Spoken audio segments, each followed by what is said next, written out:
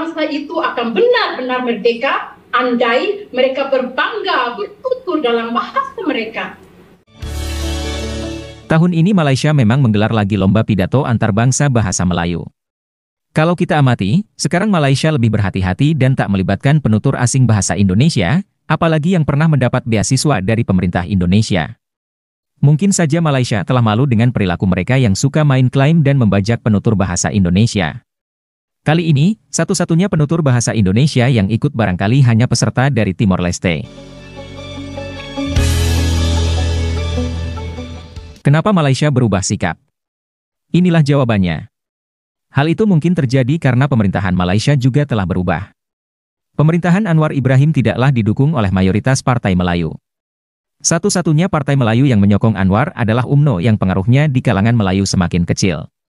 Partai-partai yang berbasis pemilih Melayu kini menjadi oposisi. Kalau di Malaysia, istilahnya pembangkang.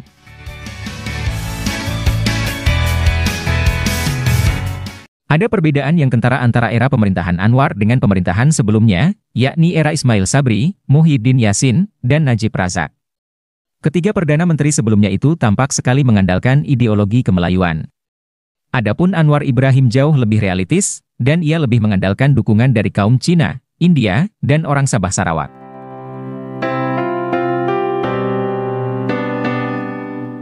Jangan lupa pula, Anwar Ibrahim akan berduet dengan Raja atau yang di-Pertuan Agung Malaysia yang baru, yakni Sultan Johor. Sikap Kesultanan Johor selama ini jauh lebih modern dan berbeda dibanding dengan sultan-sultan Melayu yang lain. Bahkan dulu Kesultanan Johor enggan mendukung kemerdekaan Malaysia, karena khawatir justru akan mengalami kesulitan ekonomi. Intinya, kebijakan Anwar Ibrahim jauh lebih masuk akal dan realistis ketimbang Perdana Menteri sebelumnya yang pro-Melayu. Buktinya, Anwar mulai berani mengurangi subsidi. Kebijakan Perdana Menteri sebelumnya, yang amat pro-Melayu memang lebih suka menghambur-hampurkan subsidi. Selain itu, pemerintahan pro-Melayu juga cenderung memanjakan kaum Melayu dengan dongeng dan ilusi kemelayuan. Itulah yang menjelaskan bahwa program memelayukan Nusantara amat gencar dilakukan oleh Perdana Menteri sebelumnya. Banyak anggaran yang dihamburkan untuk simposium mengenai kemelayuan dan bahasa Melayu. Banyak ringgit yang dihabiskan untuk membeli manuskrip, termasuk manuskrip dari wilayah Sumatera. Semuanya agar tamadun Melayu tampak hebat, agar kaum Melayu Malaysia jadi kaum paling hebat di alam semesta.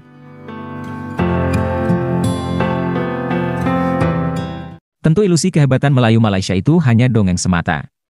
Karena peta alam Melayu yang digunakan sebenarnya adalah peta Austronesia. Semua ini hanya akal-akalan Profesor Melayu Malaysia. Kaum Melayu Malaysia bahkan sampai menghubung-hubungkan dengan kerajaan Ottoman Turki di masa lalu. Sekali lagi, biar tampak hebat saja. Karena sebetulnya semua itu sejarah masa lalu.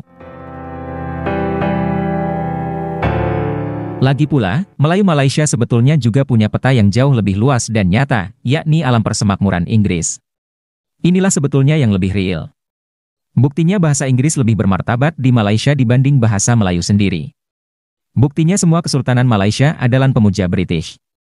Intinya, semua ilusi dan upaya mencari jati diri tersebut telah menghabiskan banyak duit. Kalau Profesor Melayu sih, senang saja, karena semakin sering seminar. Tapi anggaran negara bisa jebol.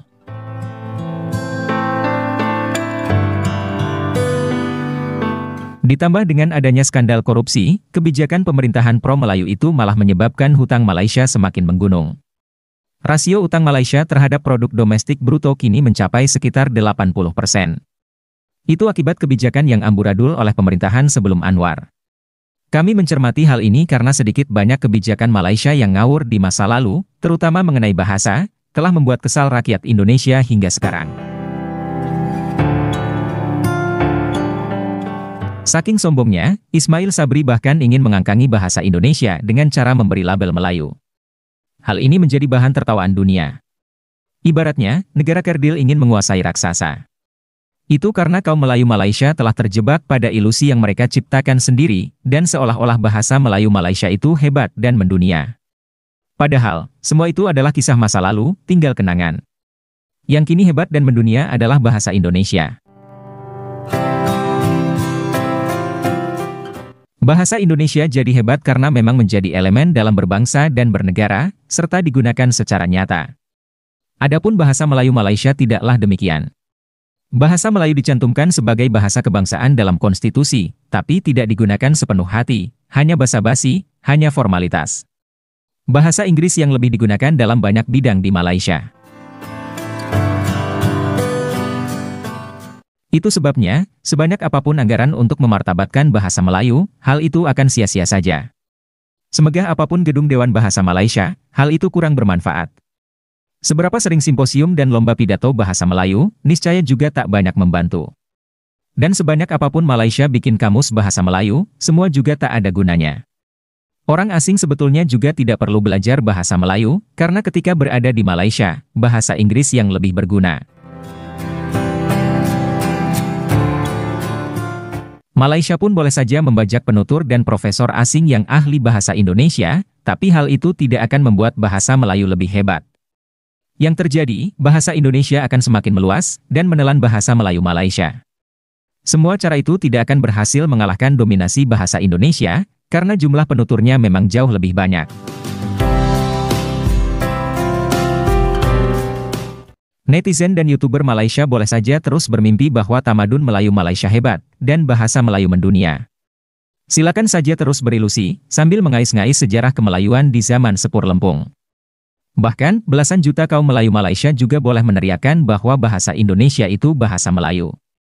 Mereka boleh teriak sekeras-kerasnya setiap hari, boleh bikin narasi tetek bengek kemelayuan yang rasis sepuasnya.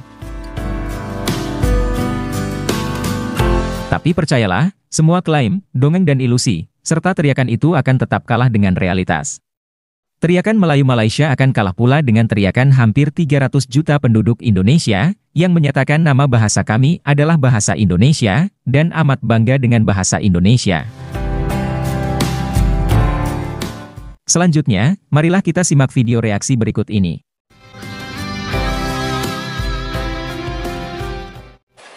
Hai guys, jumpa lagi. Kali ini kita membahas masalah bahasa Melayu Malaysia. Saat ini, Malaysia sedang menggelar lomba pidato antarbangsa bahasa Melayu. Nah, salah satu peserta yang tampil hingga babak akhir adalah Carla dari Timor Leste. Carla memang kuliah di Malaysia, tapi bahasa yang ia pelajari sebelumnya kemungkinan besar adalah bahasa Indonesia. Yuk kita simak videonya ya. Mengharap kita untuk wujud sebagai sebuah bangsa yang benar-benar merdeka dan madani, meliputi segenap aspek kehidupan kita. Sekaligus tercakup persoalan akan bahasa yang akan dan hendak kita tuturkan. Noam Chomsky dalam bukunya Language and Mind menyatakan, suatu bangsa itu akan benar-benar merdeka andai mereka berbangga bertutur dalam bahasa mereka. Atas pedoman yang pertama, percayalah bahwa bahasa Melayu cerminan ketamadunan bangsa. Dua cerita akan kita layari bersama untuk menilai dan merungkai bagaimana bahasa Melayu yakni mampu mencorak keruburan semangat insania dan pemikiran konstruktif masyarakat kita. Pragmatik pertama, saya percaya bahwa dengan bahasa kita mempunyai kekuatan untuk terus maju ke depan. Bahkan dengan bahasa kita mampu menongkar arus modernisasi dan pengaruh luar yang senantiasa rakus menjajah akal dan pemikiran kita. Mita Kemal Kuntai dalam bukunya Fethi di Fethi yang menceritakan bagaimana salah satu daripada strategi Sultan Muhammad Al-Fatih mengalahkan kerajaan Rom Bizantin menakluki kota Konstantin adalah bermula dengan menguasai bahasa Latin. Sejarah juga membuktikan kepada kita bagaimana semasa awal para penjajah menjejaki di tanah Melayu. Setiap isi perjanjian, peristiharan dan pendeklarasian ditulis dalam tulisan Jawi dan bahasa Melayu. Kata Raja Ali Haji, keadaan itu bukanlah karena para sultan tidak mampu berbahasa Inggris, tetapi karena rasa hormat para imperialis. Berlip cakrawali Melayu akan bahasa kita yang bersih. Pragmatik kedua, dalam usaha mewujudkan sebuah bangsa Malaysia madani, kalimat ikrar kalam pencipta hasilkan ilmu sebagai cahaya pelita hidup manusia. Dengan menguasai ilmu berguna, mentaliti kita tidak akan terkokor bagai kata di bawah tempurung. Sebaliknya, mampu melihat dunia dari pandangan mata burung. Justru, seiring dengan meningkatnya ilmu dan pembangunan teknologi, Bahasa Melayu harus terus diangkat, terjaga, seiring dan senada. Bagai isi dengan buku, irama dengan lagu, cinta dengan rindu. Namun, hati saya sebagai penutur bahasa Melayu, saya putih apabila mendengar projek digunakan, lantas merusakkan bahasa indah ini. Begitulah guys, salah satu penampilan mahasiswa dari Timor Leste dalam lomba pidato di Malaysia. Carla tampak sekali berbahasa Indonesia, bukan bahasa Melayu Malaysia. Terima kasih sudah menonton sajian kami, sampai jumpa lagi.